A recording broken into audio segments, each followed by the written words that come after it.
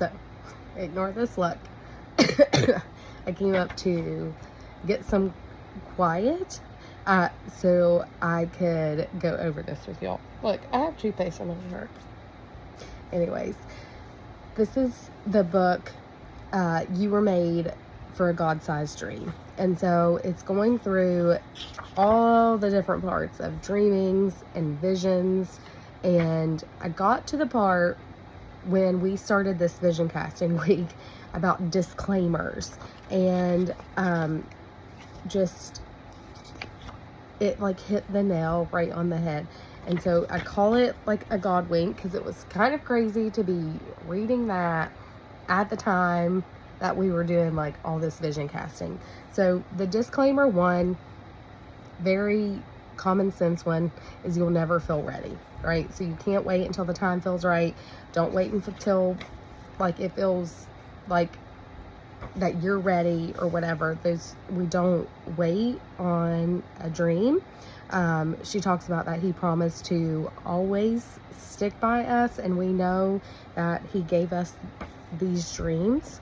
And I like that your whole life is dreams and visions. So if you look at where you are now, you have a ton of dreams that have came to fruition, like that you are living out so many prayers that you prayed, whether it's your husband, your marriage, your house, your kids, all of these things. I guarantee that you visioned and you dreamed and you wished for and you worked for it, and you're living out those dreams now. So we can't forget basically where we've came from and all that we've accomplished too. So that part I really like, because it's like your life is not just made up of one big dream. Like Diamond, that's just my one big dream. That's the only thing I'm going to do in my life. No, like look at all the things like on your vision board that you're going to accomplish on the way to Diamond. So, or on the way to whatever that your goal is. So look at all the things that you're doing along the way and all the smaller dreams that you are accomplishing. So the second disclaimer was, you will not like your dreams sometimes. And so I really like that, because it's like, sometimes we're going to get mad. Sometimes we're going to be like, I just don't want to do this anymore. Right. And so she talks about like having a baby, and people like are always like, look how cute. And then you're like, yeah, but it poops and it eats all the time, but you still love it. Right? You still love the baby. You're not going to give the baby up because it poops and it wakes up in the middle of the night. That was something you prayed for. It was a dream that came true. And so we're not always going to like our dream, but it's just not getting away from what you're called to do and sticking through your occasional bad days and sticking it out through the frustration, and then just learning how to, like we say, to pivot and be flexible. So you're not always going to like it, but you're always going to love it. Like really, in the long run, like that was put in our heart for a reason, and we're going to love that. And somewhere deep down inside, that's still there, right? It's still there. Okay, so disclaimer 3, you will feel alone sometimes. And I know so many times I have said I feel alone in this business, even though I have people who are working this business with me. Sometimes you just feel alone. And something that I really related to was something I read about, like, nobody understands your vision because God didn't give that vision to them. He gave that to you. And so you can't get upset when your husband and your friends and your family and the audience on Facebook, they don't understand your vision, because God didn't give it to them. He gave it to you. And so it's for us to understand and for us to steward well. And, we're not alone. We were never meant to be alone. We know that God is always with us. There were many people in the Bible who felt alone, and he never left them either. So what she says in here, no one will ever love the dream the way that you do. And so we have to understand that, it's ours. And that sometimes is going to feel lonely. And I think that is okay. And that like your husband may love you very much and he's going to try very hard to understand your vision, but I guarantee like it's not going to always happen. And I think that's kind of unrealistic that we always want them to be like all in like we are, because they don't have that vision in their hearts and in the pit of their stomach like we do. So she says, one of the most important tests of your dream is your ability to push through those times when you feel alone or strange and finish what God has called you to do anyways. So we're following his plan. There's going to be times where this doesn't seem easy, where we feel alone, we're stepping out of comfort zones, and we just have to remember that we as dreamers can sometimes add to this by not sharing the dream fully or effectively with others in our lives. We spend a lot of time in our own minds wondering about what to do next and how that will work out and picturing the future. We come back from journeys assuming everyone else in our lives has been on that path too, but they haven't. It's up to us to hone our skills of sharing our dreams with those who are closest to us. If we don't share the vision, they can't join us as we move forward. So I think it's like that's the part of vision casting that's so important, even for our husbands and our family, because we have to really show them. It says sometimes we feel alone, not because we need to be with others, but because God wants to be with us. Our lives are busy, and God may want to pull us aside for a bit. We've been going 100 miles an hour on a racetrack around other cars, and all of a sudden we find ourselves parked in a quiet corner. That doesn't mean we've messed up. Instead, it's often God's way of saying, I've got something important to tell you, and I need to prepare you for the next part of your race. So I like that part, because sometimes we just feel alone, but sometimes it's just preparation, right? So disclaimer 4, success will look different than you think. So we always think it's going to be some like magical like celebration and like the fireworks and like all the things, but that's not really what that looks like. So God in his mysterious ways hardly ever lets us have some kind of goal that we like are not going to accomplish. Sometimes we don't accomplish goals, and that's okay. It's a part of the process. But I also think that he moves the finish line just before we think we're going to cross it, and he changes up the course. He announces that we're going to do a triathlon instead of just a 5K. And so sometimes it's like we're like, oh yeah, we're there, success, we're there, the goal, woo! But it's really just a little bit different. It's gonna be different. He's not doing this to trick us, discourage us, or make us want to throw our hands in the air and quit.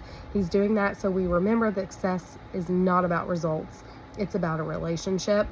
God is not interested in you getting things done. If he made the world in 7 days, there's nothing he can check off his to-do list without your help. What he wants on this journey to your dream is the intimacy with you. Success is simply obedience. And so I think that's the consistency part.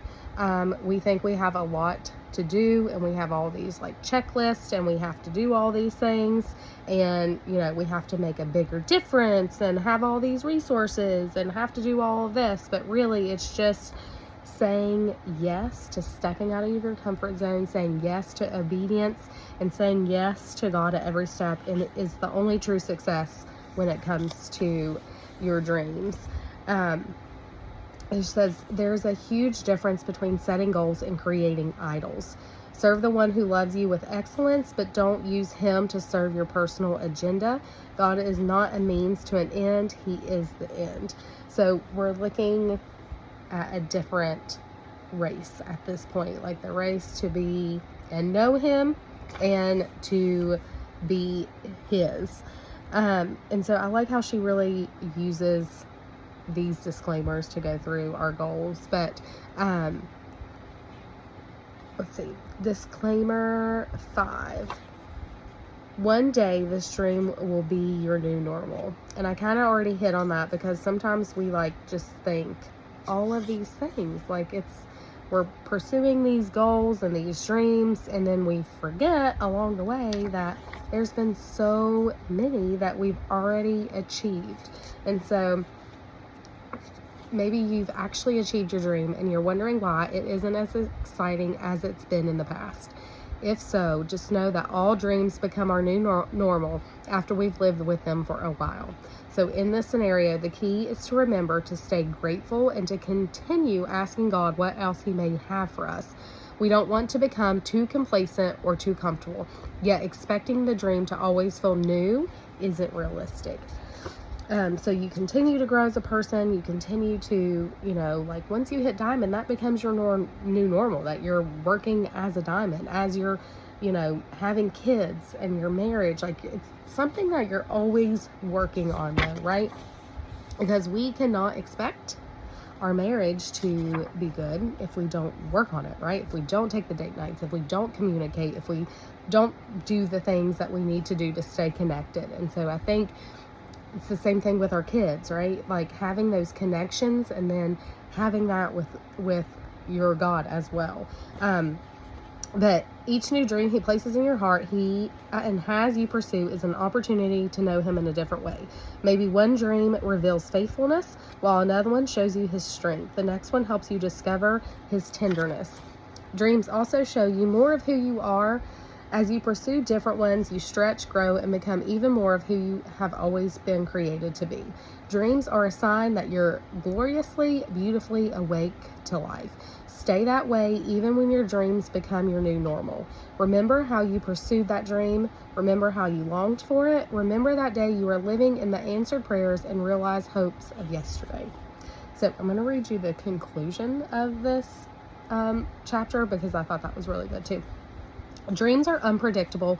We don't know where they'll take us, what will happen along the way, or where we'll end up in the end. But in all of that uncertainty, there's one who is the same yesterday, today, and forever. He's the same one who said, I am doing a new thing. What God has in your life will always be changing, always surprising, and who He is will always remain the same. That's what gives us the courage to dream. The disclaimers are never too much for the one who has claimed you as His own and called you on this adventure with Him. He's even better than happily ever after. And so each chapter has a go deeper guide where you can ask questions. And so I really liked some of these questions. And it says, describe a time in your life when you realized a blessing in your life wasn't perfect after all. Maybe that was having kids, maybe a new job that you wanted. How did you find joy in that anyways? Who in your life shares your God-sized dreams? If there's not anyone right now, who would you like it to be? Begin praying for God to bring the people you need for this dream into your life. Let's see. What's normal in your life now that was once a God-sized dream? Which disclaimer spoke to your heart most? Are you discouraged about your dream? Write that down. What's the truth you need to hear from God instead? And so I kind of like that as like journaling questions. But I have just really loved this goal when she talks about letting go of the control and just trying again. And there's nothing wrong with trying again. Like if you get derailed, like get back on. So this book has been super amazing. So if you want a book to read, it's an easy read. It is a little bit longer, but it is a very, very good book. Hi guys.